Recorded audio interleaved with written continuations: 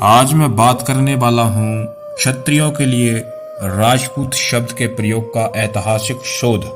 इसलिए वीडियो को पूरी जरूर देखें और अधिक से अधिक शेयर करें ताकि दूसरे बंधु भी जान सकें कि क्षत्रियों का इतिहास क्या है। नमस्कार मित्रों, मेरा नाम है सोनू मीणा और आपका स्वागत करता हूँ आपके अपने YouTube चैनल पर जिसका नाम है हिंदी कविता बाय SM। तो रामायण और महाभारत के समय से लेकर चीनी यात्री वैन शांग के भारत भ्रमण तक राजपूत शब्द जाति के अर्थ में प्रयुक्त नहीं होता था। प्राचीन इतिहास और पुराण ग्रंथों में इस जाति के लिए क्षत्रिय शब्द का प्रयोग मिलता है तथा वेद और उपनिषद काल में राजन्य शब्द का प्रयोग देखने में आता है। सूत्र काल में कहीं कहीं क्षत्रियों के लिए उग्र शब्द लिखा गया है। जैन ग्रंथों व मध्यकालीन ग्रंथों में राजपूत शब्द नहीं पाया जाता है। पृथ्वीराज राशो ग्रंथ में भी जो विक्रम की 16वीं शताब्दी के आसपास रचा गया है उसमें भी राजपूत शब्द जातिवाचक नहीं मिलता, किंतु योद्धा के अर्थ में आया है।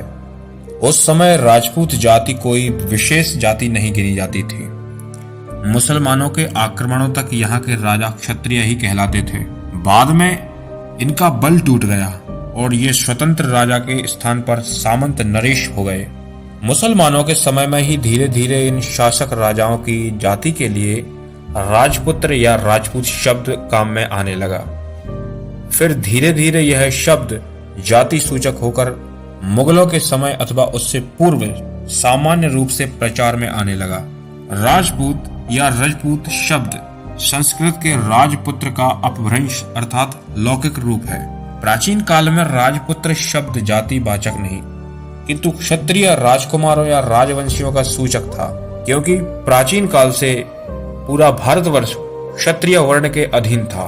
कौटिल्य के अर्थशास्त्र, कालिदास के काव्य और नाटकों, अश्वघोष के ग्रंथों, वाणभट्ट के हर्ष चरित्र तथा कादम्बरी आदि पुस्तकों एवं प्राचीन शिलालेखों तथा दान पत्रों में राजपूत शब्द का प्रयोग पाया गया है। क्षत्रिय वर्ण वैदिक काल से इस देश पर शासन करता रहा और आर्यों की वर्ण व्यवस्था के अनुसार प्रजा का रक्षण करना, दान देना, यज्ञ करना, वेद आदि शास्त्रों का अध्ययन करना और विषया शक्ति में न पड़ना आदि क्षत्रियों के धर्म या कर्म माने जाते थे। मुगलों के समय से वही क्षत्रिय जाति राजपूत कहलाने लगी।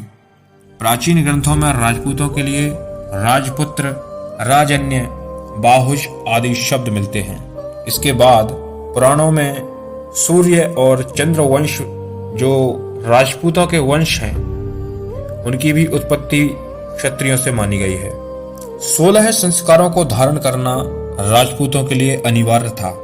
राजपूत अपने गुणों वीरता, साहस, त्याग, अतिथि सेवा तथा शरणागत वत्सलता, प्रजावत्सलता, अनुशासन प्रियता, युद्ध प्रियता आदि गुणों के साथ साथ ब्राह्मणों के क्षमा, दया, उदारता, सहनशीलता, विद्वता आदि गुणों को भी धारण करना होता है। इसी से भ्रांत होकर कई इतिहासकारों ने राजपूतों को ब्राह्मणों की संतान मान लिया है, किंतु जैसा कि स्पष्ट हो चुका है कि ये ऋषि ब्राह्मण नहीं थे बल्कि वैदिक ऋषि थे और क्षत्रिय तथा ब्राह्मणों दोनों के पूर्वज थे। यूरोपियन विद्वान जैसे कि नेसफील्ड, इवटसन राजपूतों को प्राचीन आर्यों की संतान मानते हुए कहते हैं राजपूत लोग आर्य हैं और वे उन क्षत्रियों की संतान हैं जो वैदिक काल से भारत में शासन कर रहे हैं। मिस्टर LV व्हीलर भारत के इतिहास में लिखते हैं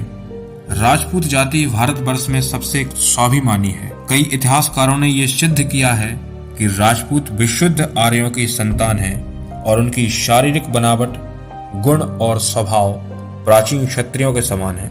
कालिदास जी रघुवंश में लिखते हैं विश्व को आंतरिक और बाह्य अत्याचारों जैसे कि शोषण, भूख, अज्ञान, अनाचार तथा शत्रु द्वारा पहुंचाई गई जन धन की हानि से बचाने वाला क्षत्रिय है। इसके विपरीत कार्य करने वाला न तो क्षत्रिय कहलाने का अधिकारी है और न ही वह शासन करने का अधिकारी हो सकता है। क्षत्रियों के गुण, कर्म तथा स्वभाव का मनुस्मृति में वर्णन करते हुए स्वयं मनुजी कहते हैं प्रजा की रक्षा करना, प्रजा का पालन करना, विद्या धर्म की प्रवृत्ति और सुपात्रों की सेवा में धन का व्यय करना, अग्निहोत्री यज्ञ करना व कराना, शास्त्रों का पठन और पढ़ाना, जितेंद्रिय रहकर शरीर और आत्मा को बलवान बनाना, ये क्षत्रियों के स्वाभाविक कर्म हैं।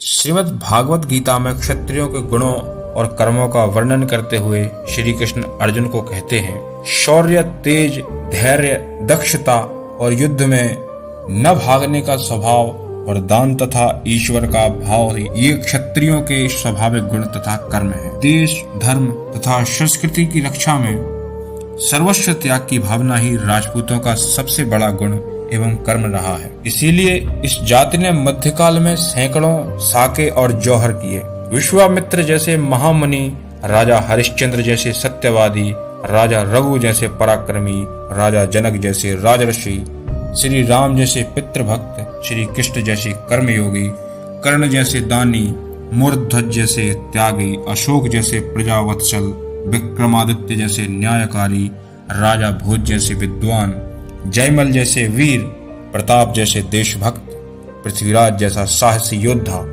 दुर्गादास जैसे स्वामी भक्त, अनेक वीर इसी जाति की देन है। यहाँ तो पालने में जन्म घुटी के साथ ही देशभक्ति तथा त्याग का पाठ शुरू हो जाता था। अपने इन गुणों, कर्मों, स्वभावों तथा पवित्र परंपराओं के कारण ही राजपूत सफल मानव, सच्चे सेनानी तथा कुशल शासक बनते थे। ये राजपूत राजा कमल के समान निर्लेप, सूर्य जैसे तेजस्वी, चंद्र जैसे शीतल तथा पृथ्वी जैसे सहनशील होते थे, क्योंकि उनका शासन आत्मत्याग और जौहर जैसी पावन परंपराओं पर आधारित होता था। वे हंसते हंसते मृत्यु का आलिंगन करना श्रेयकर समझते थे और युद्ध में पीठ दिखाकर भाग जाना मृत्यु से भी बदतर समझते थे। तो ये था राजपूतों का इतिहास, राजपूत शब्द का अर्थ और क्षत्रिय के गुण। दोस्तों, वीडियो अच्छी लगी हो तो शेयर करें और इसी तरह की और भी वीडियो देखने के लिए हमारे चैनल को सब्सक्राइब करके बेल आइकन प्रेस कर लें। बहुत बहुत धन्यवाद।